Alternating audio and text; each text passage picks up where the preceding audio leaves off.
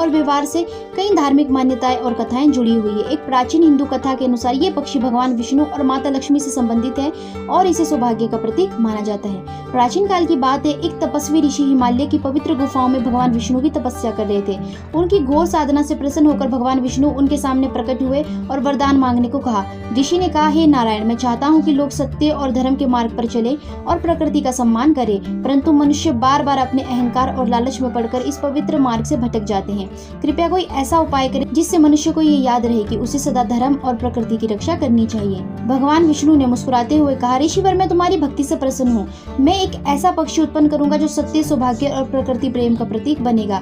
इस पक्षी का शरीर नीले रंग का होगा जो आकाश और जल का प्रतीक है, और इसका गला सफेद होगा जो पवित्रता और सत्य का संकेत देगा। ये पक्षी मनुष्य को याद दिलाएगा कि वे प्रकृति के साथ सद्भाव से रहे और अपने कर्मों में शुद्धता बनाए रखे। भगवान विष्णु के आशीर्वाद से शालिक पक्षी प्रकट हुआ। ये पक्षी सुंदर, आकर्षक और तेज बुद्धि वाला था। जब ये पक्षी पहली बार पृथ्वी पर उतरा तो उसने अपने मधुर स्वर से जंगलों को गुंजायमान कर दिया।